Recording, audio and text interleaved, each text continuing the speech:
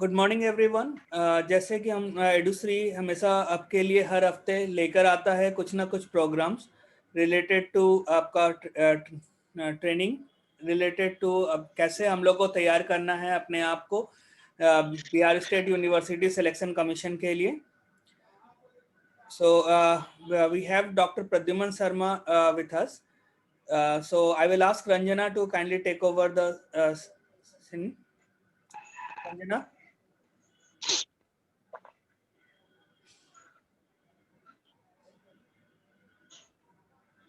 Sorry. Hello. Yeah, Ranjana, we can hear you.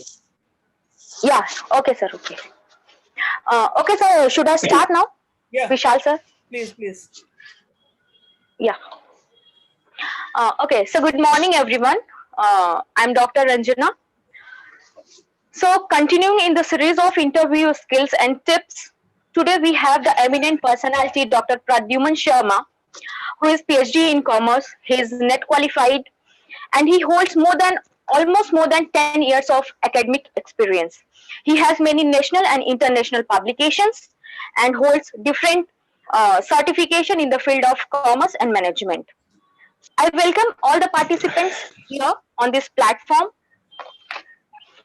I would like to tell the participants that in the last 15 or 20 minutes, we'll have the doubt session. So if there is any query or doubt, we all the participants can deal it with the Pradyuman Sharma sir, and hope this interactive session is beneficial for all of us. And here I would like to thank Pradyuman Sharma sir for coming and bestowing us with his presence. Thanks a lot, Sharma sir. And this is over to you, Vishal sir. Over to you, Pradyuman sir.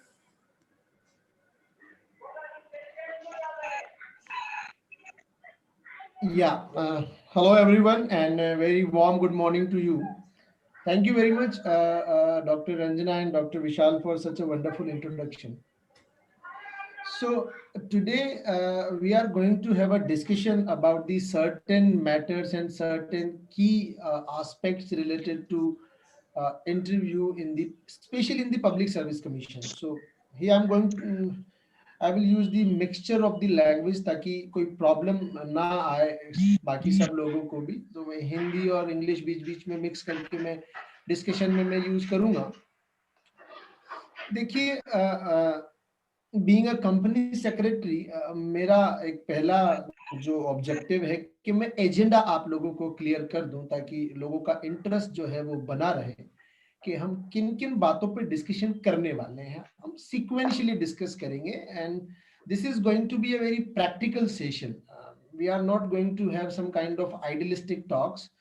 We will have the certain practical aspects related to interview because I've been interviewed by myself in the 3 different public service commission. 3 अलग-अलग public service commissions का interview मैंने खुद ने face किया है, अलग-अलग states के अंदर face किया है। तो मैं अपना पर्सनल एक्सपीरियंस जो है वो बस आप लोगों के साथ शेयर करूंगा। इससे ज्यादा इस सेशन में और कुछ खास नहीं है। तो हमारा एजेंडा होगा, that agenda of discussion, I request other participants to please mute yourself ताकि वो background noise ना आए।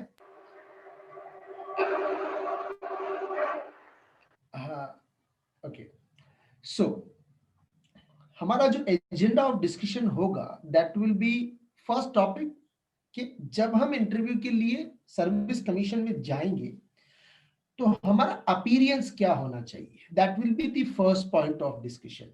अभी हम डिटेल में डिस्कशन करेंगे हर पॉइंट पे ताकि आप लोग अपना क्वेरी डेवलप कर सकें।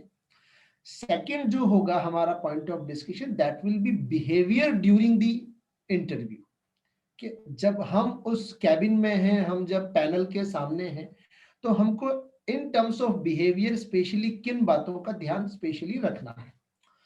तीसरा हमारा जो पॉइंट ऑफ डिस्कशन होगा, जो कि सबसे की पॉइंट है, that is subject matter related discussions.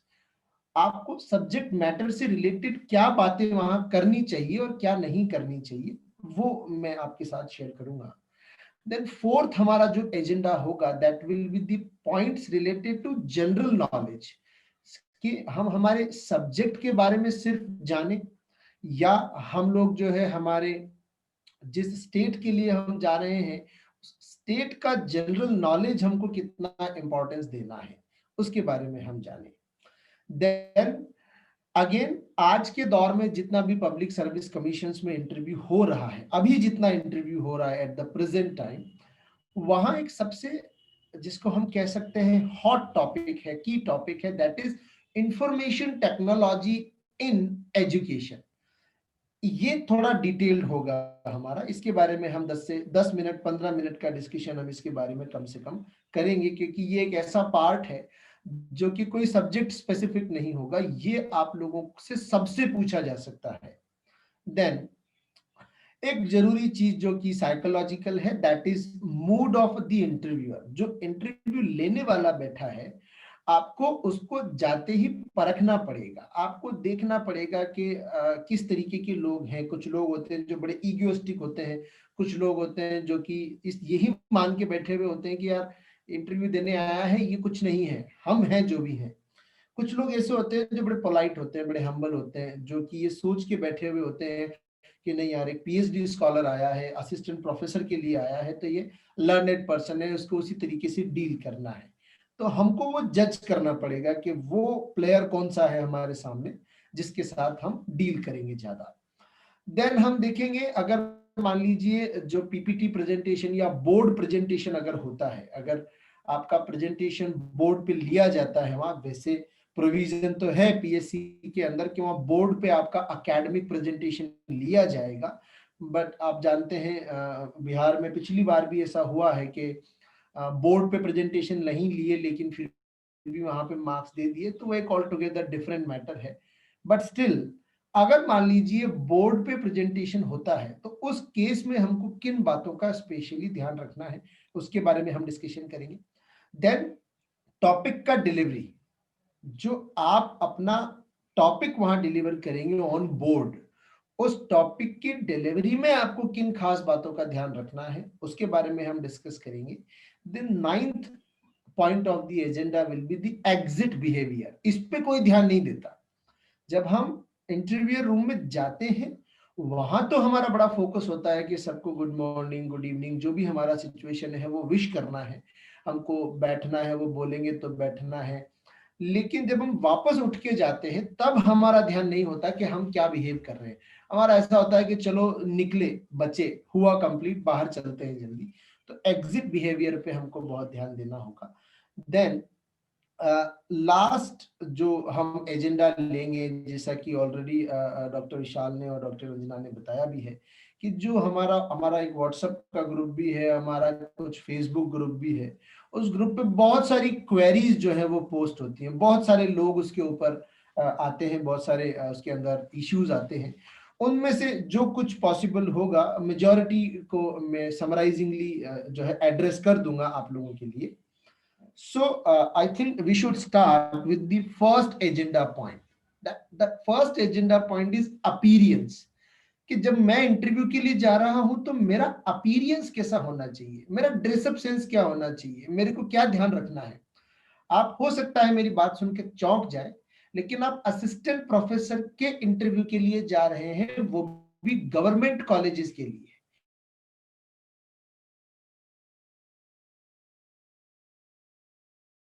आप प्राइवेट यूनिवर्सिटी के लिए नहीं जा रहे हैं। Nobody who is sitting in the commission, जो बैठे हुए हैं, वो आपसे सूट कोट टाई एक्सपेक्ट नहीं कर रहे हैं। वो आपसे वो ड्रेसअप एक्सेप्ट कर रहे हैं जो आप रेगुलरली पहन के आएंगे। फीमेल कैडर के लिए साड़ी हो सकती है, सलवार कुर्ता हो सकता है। जेंट्स के लिए सिंपल जो है आपका शर्ट हो सकती है, प्रॉपर एक फॉर्मल पैंट हो सकती है। बट हाँ, इस बात को इस तरीके से भी प्लीज ना लीजिएगा कि आप जीन्स पहन के जा सकते हैं। आप जीन्स पहन के नहीं जा सकते, वो एक अच्छा मैसेज नहीं है। आप स्पोर्ट शूज पहन के नहीं जा सकते, ये एक अच्छा मैसेज नहीं है। ये सब चीजें एड्रेस होती है, इन पे ध्यान दिया जाता है। आप माने आप ना माने, इनको जब आपका डॉक्यूमेंट वेरिफिकेशन होगा, आप यह भी याद रखिएगा, जिस दिन आपका इंटरव्यू होगा उसी दिन आपका डॉक्यूमेंट वेरिफिकेशन होगा, अलग से नहीं होगा। तो आप डॉक्यूमेंट वेरिफिकेशन के दौरान आपकी इन सभी चीजों को ऑब्जर्व किया जाएगा कि आपका ड्रेसिंग सेंस कैसा है, जो डॉक्यूमेंट वेरीफाई करने वाला बंदा है उसके साथ आपका बिहेवियर कैसा है, आप जब बैठे हुए हो उस वेटिंग रूम के वहां पे, तो क्योंकि बहुत सारा क्राउड होगा, कम लोग नहीं होंगे। अगर एक बार में जैसा कि न्यूज़पेपर्स में है कि 15-15 लोगों का इंटरव्यू होगा, तो अगर आप देखोगे तो 4 या 5 बोर्ड भी बैठोगे तो एट अ टाइम वहां पे 60-70 कैंडिडेट होंगे और बाकी के स्टाफ वगैरह सब मिला के 100 लोगों का क्राउड कमीशन में होगा। तो आपका बिहेवियर ड्यूरिंग दैट सेशन कैसा है, कहीं आप कुछ हल्ला तो नहीं कर रहे, आप ये तो नहीं कह रहे कि बहुत देर लगा रहे हो, अरे कितना टाइम लगाओगे, अरे यहाँ तो पीने का पानी ही नहीं है, ये सब चीजें ऑब्जर्व होती है। तो आपका जो एंट्री बिहेवियर है, आपका जो एंट्रेंस पे अपीयरेंस है, वो आपको बड़ा ध्यान रखना है। आपको बहुत ज्यादा कॉर्पोरेट लुक भी नहीं लेना है और आपको बहुत ज्यादा इनफॉर्मल लुक भी नहीं लेना है। ना तो आप कॉर्पोरेट बन के जा सकते हैं, ना ही बन जा सकते हैं। आपको simple formal shoes, formal shirt, formal pant चलेगा, ट्राउजर भी चलेगा, जींस नहीं चलेगी, स्पोर्ट शूज बिल्कुल नहीं चलेगा। आप टाई लगा के नहीं जाते, कोई प्रॉब्लम नहीं है, आप सूट पहन के नहीं जाते, कोई प्रॉब्लम नहीं है, लेकिन आपका अपीयरेंस उनको नॉर्मल लगना चाहिए। ऐसा नहीं लगना चाहिए कि अरे अच्छा है तो इंटरव्यू में आया है तो ऐसा सज धज के आया है, अदरवाइज तो पता नहीं कैसा बिहेवियर होगा। ठीक है ना? सो बीच बीच में हम ये करते रहेंगे। जैसे अपीयरेंस वाला मैटर मैंने अभी आपके सामने रखा। If any one of you have any query related to appearance, please ask. Any one of you, जितने भी पार्टिसिपेंट अभी हमारे साथ हैं, any one of you have if any query related to appearance, please ask. नहीं है तो फिर हम आगे प्रोसीड करते हैं। सर क्वेश्चंस को लास्ट में लें तो बेटर रहेगा सर। हाँ सर, क्वेश्चंस को हम लास्ट में भी ले लेंगे, लेकिन अगर स्पेसिफिक टॉपिक रिलेटेड, अगर एजेंडा रिलेटेड किसी को है तो we can have a discussion for 1 or 2 minutes in between. Okay Okay, I think it's clear to everyone. It's a very general hi discussion. Sir, hello sir. Yes. Hi sir, Hello. मेरा question ये था कि sir sari और suit में क्या साड़ी पहनना अपेक्षाकृत suit से ज्यादा प्रभावी हो सकता है क्या? यही मैं कहना चाह रहा था। यस। बिलीव मी, साड़ी और सूट, अगर आप फॉर्मल ड्रेसअप में जा रहे हैं कोई फर्क नहीं पड़ता, जो आपको पसंद हो। यही पॉइंट अभी नेक्स्ट सेकंड एजेंडा में हम डिस्कस भी करेंगे। आपका जो बिहेवियर है, मैं शुरू ही कर देता हूं इनके क्वेश्चन के साथ सेकंड एजेंडा को। जो बिहेवियर है हमारा, चाहे वो ड्रेसिंग सेंस से रिलेटेड हो, चाहे आने जाने से रिलेटेड हो, चाहे उठने बैठने से रिलेटेड हो, वो आपको नॉर्मल रखना है। ऐसा रखना है जिसमें आप कंफर्टेबल फील करते हैं। अगर आप साड़ी में कंफर्टेबल फील करते हैं तो यू शुड वेयर अ साड़ी। अगर आप सूट में कंफर्टेबल अगर आप फील करते हैं तो you should wear a suit properly. तो ये बिल्कुल मैटर नहीं करता कि कौन चीज ज्यादा बेहतर लगेगी। इस चीज को लेके दिमाग में कभी रखना ही मत कि अरे यार मैंने तो सूट पहन लिया, यहाँ तो ज्यादातर लोगों ने साड़ी पहनी हुई है, पता नहीं मैं कैसी दिखूंगी, पता नहीं वो मेरे बारे में क्या सोचेंगे। ऐसा बिल्कुल नहीं होता है। उनका दिमाग इस बात पे बिल्कुल नहीं जाता है। उनका ध्यान आपकी ड्रेसअप पे सिर्फ तब जाएगा जब आपने कुछ एबनॉर्मल ड्रेसअप किया है। जीन्स आप पहन के आ गए, स्पोर्ट शूज आप पहन के आ गए, आपने जो सलवार कुर्ता आपने जो पहना है, सलवार सूट जो आपने पहना है, वो आपने इस तरीके का पहना हुआ है कि वो एक फॉर्मल लुक नहीं दे रहा, वो थोड़ा सा ऐसा दे रहा है कि थोड़ा तड़क भड़क वाला है, जिसको हम कह सकते हैं थोड़ा सा पार्टी लुक जैसा, कुछ कुछ हल्का सा हिंट दे रहा है। तो वहां उनका ध्यान जाता है। मैंने देखा है, मैं आपको एक मेरा एक्सपीरियंस शेयर करता हूं। हरियाणा पब्लिक सर्विस कमीशन का जब मैं इंटरव्यू देने गया तो हमारे साथ वहां लेडी थी एक, जो भी इंटरव्यू देने के लिए आई हुई थी। उन्होंने साड़ी पहनी हुई थी, फॉर्मल साड़ी थी, लेकिन उनकी साड़ी को देख के हर कोई ये कह सकता था कि ये साड़ी किसी शादी या पार्टी में पहने जाने वाली साड़ी है, ये किसी फॉर्मल इवेंट पे पहने जाने वाली साड़ी है ही नहीं। मतलब उनके ऊपर एक अलग से नोटिस हर किसी पार्टिसिपेंट का भी जा रहा था। तो ऑब्वियस सी बात है कि उनके ऊपर जब वो इंटरव्यूअर्स के रूम में गई होंगी तो वो साड़ी पे स्पेसिफिक फोकस गया होगा। तो हमारा ड्रेसअप नॉर्मल होना चाहिए, एब नॉर्मल नहीं होना चाहिए इन एनी सेंस। नॉर्मल में आप सलवार सूट पहने, आप साड़ी पहने, it doesn't matter. I hope this is clear. Thank you sir. Excuse me sir leggings kurti and stall पहन के जा सकते हैं क्या? मैं क्लियर करना चाह रहा था at the point of starting. मैंने बोला कुछ भी पहन के जा सकते हैं, नॉर्मल होना चाहिए, फॉर्मल दिखना चाहिए, नॉर्मल होना चाहिए, फॉर्मल दिखना चाहिए। जो चीज आपको फॉर्मल लगती है दुनिया में वो सभी को फॉर्मल लगती है। ऐसा नहीं है कि जो आपको फॉर्मल लगेगी वो किसी और को नहीं लगेगी, वो आपको भी फॉर्मल लगेगी, वो बाकी लोगों को भी फॉर्मल लगेगी। Okay sir. Now come to the second point, that is behavior during the interview room. जब आप इंटरव्यूअर के रूम में चले गए, जब आप कमीशन के सामने बैठे हुए हैं, आपने अपना जो फाइल है, आपका डॉक्यूमेंटेशन का जो फाइल है, believe me they are not at all interested कि वो आपकी फाइल चेक करेंगे। उनके पास आपका रिकॉर्ड है, पूरा एक डॉक्यूमेंट बनाया जाता है। जो बाहर लोग डॉक्यूमेंट वेरिफिकेशन करते हैं आपका, वो लोग आपका पूरा एक रिकॉर्ड बना के देते हैं जिसके अंदर आपकी सारी डिटेल लिखी हुई होती है कि ग्रेजुएशन में इतना परसेंटेज मार्क्स है, इतना मार्क्स हम अलॉट करते हैं एज पर दी एपीआई, पोस्ट ग्रेजुएशन में इतना है, इतना अलॉट करते हैं, नेट है, जेआरएफ है, पीएचडी है, बाकी सारी आपके रिसर्च पब्लिकेशन, आपका रिसर्च पब्लिकेशन किस टॉपिक पे है लिखा जाता है, कौन से पब्लिकेशन में हुआ लिखा जाता है। ऐसा एक शीट बनके उनके पास ऑलरेडी है। तो आप जाने के बाद ऐसा ना हो कि आपने अपना जो है फाइलें उनके आगे कर दी, डोंट डू दैट। उनको देखना होगा, वो मांग लेंगे आपसे कि आपका डॉक्यूमेंट, हाथ कर देंगे, हाथ करे तो आप दे दें, लेकिन आपको अपने डॉक्यूमेंट्स की फाइल अपने साथ में लेके जानी है। यहाँ याद रखिएगा, डॉक्यूमेंट्स की फाइल ही लेके जानी है। आप अपनी थीसिस मत ले जाइएगा, आप अपने रिसर्च पेपर का कंपाइलेशन मत ले जाइएगा, आप अपनी पब्लिश की हुई बुक्स मत ले जाइएगा अंदर। आप सिर्फ एक आपका जो डॉक्यूमेंट्स का फोल्डर है सिर्फ वो लेके जाए, बाकी पूरा ऐसा बैग अंदर उठा के लेके नहीं जाने की जरूरत है। उनको जरूरत होगी तो वो आपको बोलेंगे, आपको इंस्ट्रक्ट करेंगे, उसके बाद ही आप उनको वो बुक्स और वो सारी चीजें शो करें। अब आते हैं हम सेकंड पॉइंट पे, सिटिंग बिहेवियर। कई बार क्या होता है कि बच्चे बड़े ही ज्यादा जिसको कहते हैं सेंसिटिव हो जाते हैं इंटरव्यू को लेके, और वो बिल्कुल एकदम ऐसे करके स्ट्रेट, एकदम जैसे कोई आर्मी पर्सन आए हुए हैं, इस तरीके से जाके बैठने की कोशिश करते हैं।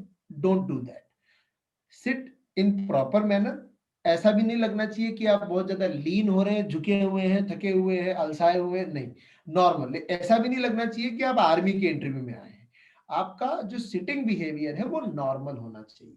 जैसे आप नॉर्मली अपने घर पे अपने मेहमानों के आने पे उनके साथ कुर्सी पे बैठ के जैसे बात करते हैं, वैसे ही आपको बात करना है। ऐसा नहीं है कि ऐसे हाथ आपने ऐसा कर लिया, ये भी नहीं बोल रहा मैं, लेकिन आपका हाथ बिल्कुल एकदम फॉर्मल रहे, आप एकदम फॉर्मली बैठे रहे, वो आपसे पूछते रहे। उनको आपका सिटिंग आप समझिए, आप उनके सामने नॉर्मल रहेंगे तो वो आपके फिजिकल एटिकेट्स पे ध्यान ही नहीं देंगे, क्योंकि नॉर्मल चीज के ऊपर इंसान का ध्यान नहीं जाता, एबनॉर्मल के ऊपर ध्यान जाता है। आप अगर मान लीजिए ऐसे बिल्कुल ऐसे सावधान जैसे हो गए तो उनका ध्यान स्पेसिफिक जाएगा। अगर आप थोड़ा सा लीन हो गए, थोड़े झुक गए, बहुत ज्यादा आप ऐसे हो गए, तो उनका ध्यान जाता है, अदरवाइज उनका ध्यान आपकी सिटिंग अरेंजमेंट पे नहीं जाएगा। नाउ जो थर्ड एजेंडा है हमारा, that is subject matter. Subject matter बहुत जरूरी बात है। यहीं से आप ये तय करते हो कि इंटरव्यूअर आपसे क्या पूछेगा। कैसे? जैसे मैं अपना एग्जांपल देता हूं, कॉमर्स का मैं जो है स्कॉलर हूं, मैंने कॉमर्स से सब कुछ किया है।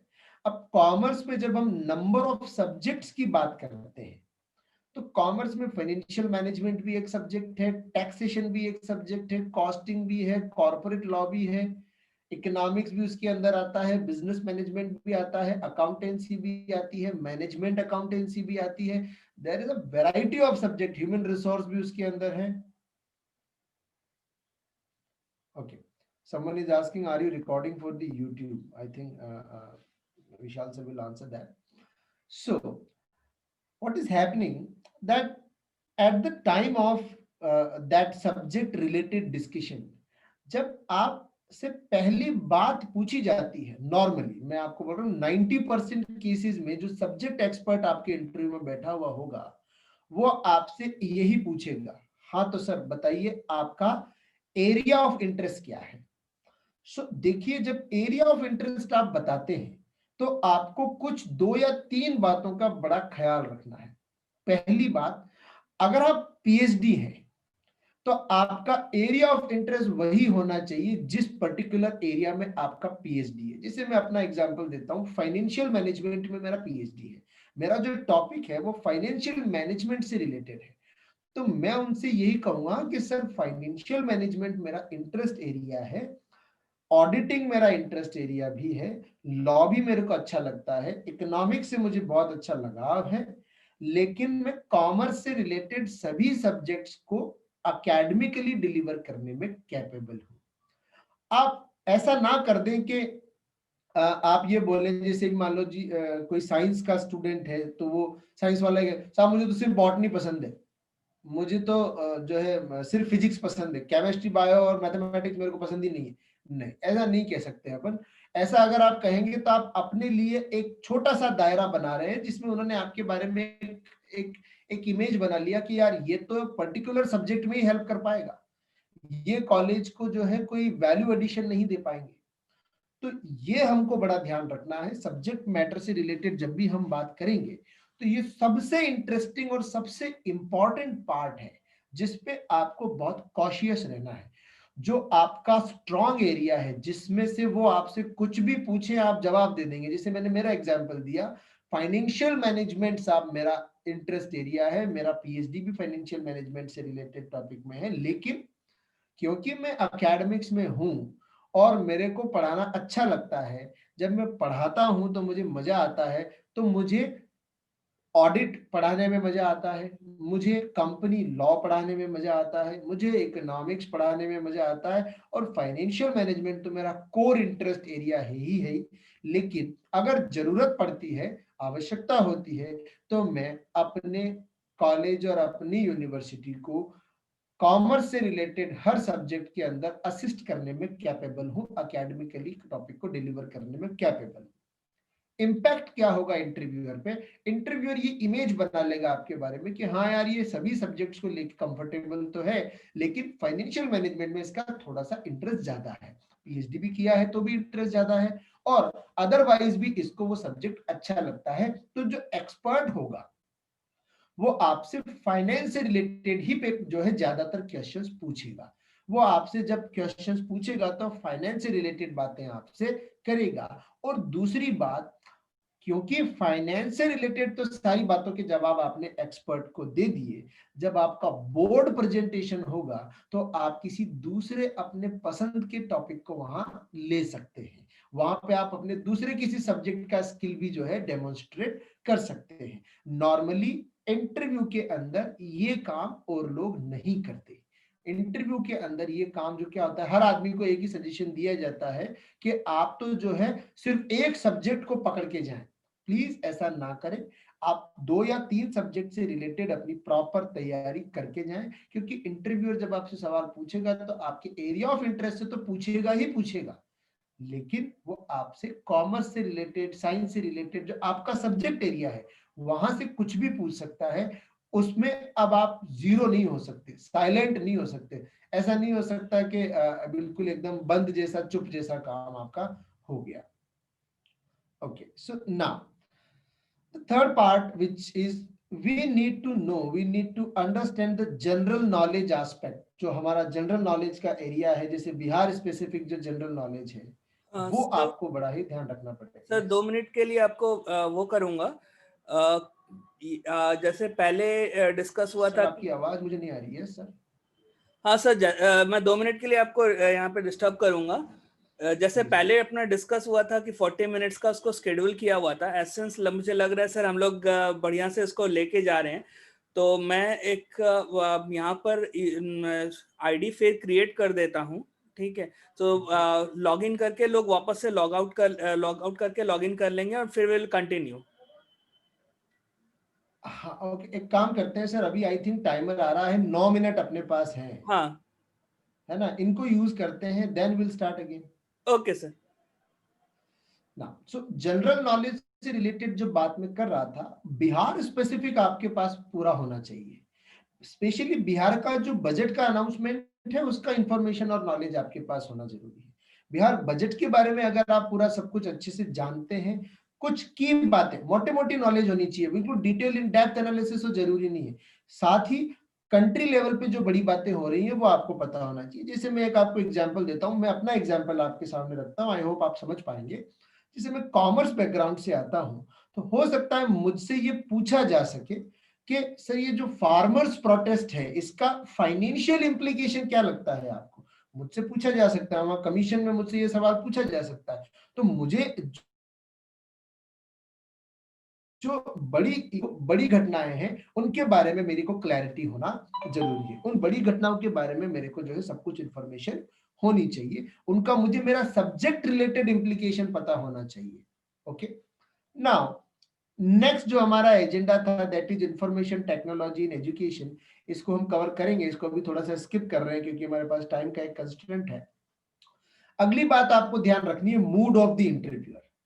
इंटरव्यूअर के साथ आप कॉन्फ्लिक्ट क्रिएट नहीं कर सकते। होता क्या है कि आपसे उन्होंने कोई सवाल पूछा, उस सवाल का जवाब आपने दिया, उन्होंने कहा नहीं नहीं ऐसा तो नहीं होता, ऐसा होता है हमारे हिसाब से, तो हमको तो ऐसा लगता है। आप कहेंगे नहीं सर ऐसा ही होता है, मैंने बुक्स में पढ़ा है, ऐसा ही होता है। आपने एक बार उनको काउंटर किया, उन्होंने मना किया, आपने एक बार काउंटर किया। एक बार काउंटर करना है। अगर आपको लगता है आपका जवाब बिल्कुल करेक्ट था तो वो आपको कंफ्यूज करने के लिए भी आपको काउंटर कर सकते हैं, तो उनका काउंटर जवाब आपको देना है एक बार। लेकिन अगर वो दोबारा आपसे ये कह दें कि नहीं नहीं नहीं सर आप ये आप गलत बोल रहे हो, आप दोबारा चेक करो आप जिस बुक्स में आप, तो बोले सर हाँ हो सकता है मुझसे गलती हो गई हो सकता है मैंने गलत इंप्लीकेशन ले लिया हो। याद रखिएगा, इंटरव्यूअर अगर आपको सेकंड टाइम काउंटर कर रहा है और वो आपको कह रहा है कि आपको दोबारा चेक करना चाहिए, तो आपको इस बात का ख्याल रखना, आपको उसको दोबारा काउंटर नहीं करना। अगर आप उससे दोबारा काउंटर कर देंगे, अगर आप उसको दोबारा पूछ बैठेंगे, आप दोबारा अड़ जाएंगे उससे, तो फिर आपको नुकसान हो सकता है। ये बात आप ध्यान रखिएगा। इंटरव्यूअर का मूड पहचानना आपको सीखना पड़ेगा। You have to be 100% attentive. आपको बिल्कुल ध्यान रखना पड़ेगा कि यार ये आदमी गुस्से में तो नहीं पूछ रहा मेरे से, गुस्से में पूछ रहा है तो उसको आप डबल काउंटर मत करो, एक सिंगल काउंटर बनता है। अगर वो भी कब बनता है, जब आप श्योर हैं कि आपका जवाब बिल्कुल करेक्ट था। ओके, कविता कुमारी जी ने हैंड रेज किया हुआ है। अपन डाउट सेशन ले लेंगे मैम, थोड़ा सा टाइमिंग कंस्टेंट है तो कवर करते हैं पहले थोड़ी बहुत बातें। आपके जो भी इशू होगा मैं डिस्कस करूंगा आपके साथ। Now it comes to the board presentation. दो टॉपिक एक साथ कवर कर रहा हूं मैं, board presentation and topic delivery. So board presentation की जब हम बात करें तो आप इस बात का ख्याल रखिएगा कि बोर्ड को जब प्रेजेंट कर रहे हो आप जब बोर्ड पे अपना टॉपिक लिख रहे हो तो आपको उस पर पहले डेट देनी है, आपको उसके ऊपर टॉपिक का नाम देना है। ऐसा नहीं है जाए और शुरू हो गए कि ऐसे ऐसे ऐसे ऐसे ऐसे होता है, नहीं। डेट देनी है एक कॉर्नर में, सेंटर में आपको टॉपिक देना है और फिर आपको प्रेजेंटेशन शुरू करना है। और जब आप प्रेजेंटेशन कर रहे हो सिर्फ एक बात ध्यान रखिएगा, जब आप बोर्ड पे लिख रहे हैं तब आप बोर्ड पे सिर्फ लिख रहे हैं, तब आप बोल नहीं रहे हैं। और जब आप बोल रहे हैं तब आप लिख नहीं रहे हैं, क्योंकि इस बात को नोटिस किया जाता है कि आप जब प्रेजेंट कर रहे हो तो क्लास के साथ कनेक्ट हो कि नहीं हो। जब आपने बोर्ड पे लिखा हुआ है तो आप बोर्ड पे लिखें। और टॉपिक की डिलीवरी की जब बात हम करें तो वो टॉपिक की डिलीवरी आपको एकेडमिक नहीं करनी है, आपको टॉपिक की डिलीवरी थोड़ी सी इंटरेस्टिंग बना के करनी है, जनरल आसपास की चीजों से कनेक्ट करके करनी है। जैसे बहुत छोटा सा एग्जांपल मैं आपको देता हूं, हमारे फाइनेंस में एक डेब्ट इक्विटी रेशियो होता है कि जब भी कोई कंपनी व्यापार करती है तो उसको डेब्ट और इक्विटी लगाना पड़ता है। तो बच्चे को कैसे समझाओगे आपके बेटा डेब्ट इक्विटी क्या होगी कि सर बिजनेस जब हम करते हैं तो जितना पैसा हम बाजार से लाते हैं वो तो डेब्ट है, और जितना हम अपनी जेब से बिजनेस में लगाते हैं वो इक्विटी है। घर का लगाया तो इक्विटी है, उधार से लाया तो डेब्ट है। ऐसे करके हम बच्चे को समझाएंगे। इस तरीके से आपकी कंटेंट की डिलीवरी बड़ी इंटरेस्टिंग मैनर में होनी चाहिए। देन एग्जिट बिहेवियर की एक हम बात कर लेते हैं। एग्जिट बिहेवियर जो होता है उसमें आप इस बात का ख्याल रखिएगा कि जब आप उठ के जाएं तो उनको थैंक यू बोल के जाएं, उनको एक्नॉलेज करके जाएं, उनसे कहें कि सर आप लोगों से मुझे मिलके बहुत अच्छा लगा, मेरे लिए बहुत अच्छा एक्सपीरियंस है और लर्नेड लोगों से मैं मिला हूं तो मुझे बहुत अच्छा लगा। ऐसे करके थैंक यू बोल के और वापस से आप उनको गुड मॉर्निंग या गुड इवनिंग विश करके वापस बाहर जाएं। ऐसा नहीं है कि उन्होंने कहा हो गया और आप उठ के चल दिए, है ना। उठ के जाएं तो भी प्रॉपरली जाएं और आराम से जाएं। वही नहीं कि वहीं बाहर निकलते वक्त ही आप अपना शर्ट अंडर कर रहे हैं, आप अपने कपड़े सही कर रहे हैं, नहीं, चले जाएं फिर उसके बाद, और जाएं तो उनको विश करके जाएं, उनको बात करके जाएं कुछ ना कुछ। आखिरी बात जो हम हमारे एजेंडा में थी that is group related discussions, और एक पॉइंट हमने जो है छोड़ा है that is information technology in education. ठीक है, ये दो बातें हम और डिस्कस कर लेते हैं। तो कुछ उन्होंने नया आईडी जनरेट किया है, आप लोग देख पा रहे हैं स्क्रीन पे। इन दो बातों के बारे में हम एक और जो मीटिंग अभी नेक्स्ट 5 मिनट में हमारी होने वाली है उसमें हम लोग डिस्कस करेंगे। Till then thank you very much, it's a very nice experience having with you all. So हम बाकी का जो डिस्कशन है वो उसमें कर लेते हैं। सो विशाल सर। सर मैंने आईडी शेयर कर दिया है, इन केस किसी को सबको अपने चैट पे देख ले। द मीटिंग हाँ। आईडी इज 95306782185 एंड पासकोड जैसे हम लोग का पहले भी रहा है Edushree, that will continue. So we will be again back at 11:45। सो वो सेकंड वीडियो में हम ये दो टॉपिक के बारे में डिस्कस करेंगे, और कोई डाउट आपके होंगे, कोई भी क्वेरी होगी, कुछ भी होगी, बहुत सारी क्वेरीज मैंने ग्रुप पे देखी हैं, सर वो कट ऑफ क्या जाएगा, सर वो सारी चीजें क्या होंगी, सर वो इंटरव्यू में कैसा होगा, सब बातें आपके मन में जो भी है, जो भी बम आपको फोड़ना है वो आप उस सेकंड वाले सेशन में मेरे पे फोड़ सकते हैं। We will have a discussion about that, बात करेंगे हम उसके बारे में। सो अभी हम इसको कंक्लूड करते हैं। विशाल सर। हाँ विशाल सर। सर देखो, ये हाँ होता है कॉमर्स का आदमी। अभी हाँ अभी 2 मिनट बचे हैं, profit 2 minute profit. Sir, 2 minute में अगर किसी के पास कोई क्वेश्चन हो तो वो ले जा सकता है sir. We will take a 10 minutes break here और सेकंड सेशन में we will again come back. हाँ ठीक है। Any one of you Kavita having आपने एनी क्वेरी? हैंड रेज किया हुआ है, प्लीज अपना क्वेश्चन पूछ लीजिए। Okay sir, thank you sir. Good morning sir. Good morning. Sir मेरा क्वेश्चन ये है कि सर मैंने होम साइंस से पीएचडी किया हुआ है सर पटना यूनिवर्सिटी से, और Okay. मेरा टॉपिक एड्स पे था। वुमेन्स में एड्स के प्रति जो जागरूकता की स्थिति है उसका क्या अभी स्टेटस है साक्षर और साक्षर महिलाओं में है। Okay. और सर फिलहाल मैंने बीएड एमएड भी किया हुआ है सर, मैं बीएड कॉलेज में पढ़ा रही हूँ अभी। Okay. तो सर मुझे ये जानना था कि आपने जो ये डिलीवरी के बारे में बताया सर, आपने जो डेमो जो देना है उसके बारे में बताया, जी। तो सर मुझसे एजुकेशन बीएड रिलेटेड भी क्वेश्चन पूछे जा सकते हैं? ना भी पूछे जाए तो क्या मैं जो अपना डेमो दूंगी तो उसमें बता सकती हूँ, दे सकती हूँ क्लास? यही मैंने कहा कि जब आपसे पहला सवाल पूछा जाएगा कि आपका एरिया ऑफ इंटरेस्ट क्या है, वहां आप उनको ये गाइड कर सकते हो कि वैसे होम साइंस मेरा मेन एरिया ऑफ इंटरेस्ट है, लेकिन मुझे एजुकेशन से रिलेटेड टॉपिक में भी बहुत इंटरेस्ट है, क्योंकि मेरा जो एक्सपीरियंस है वो बीएड कॉलेजेस का है, तो मेरा वहां का भी एक्सपीरियंस बहुत अच्छा है, तो मेरा उधर भी इंटरेस्ट बहुत बढ़िया है। तो जब आपसे सवाल पूछे जाएंगे तो फिर आपसे एजुकेशन और होम साइंस दोनों से पूछे जाएंगे। एजुकेशन के एक्सपर्ट तो वहां होंगे नहीं, होम साइंस के होंगे, लेकिन जब आप बोर्ड प्रेजेंटेशन देंगे तो आप होम साइंस के एजुकेशन से रिलेटेड किसी टॉपिक पे प्रेजेंटेशन दे सकते हैं, आप कंफर्टेबल फील करेंगे। आप यस सर।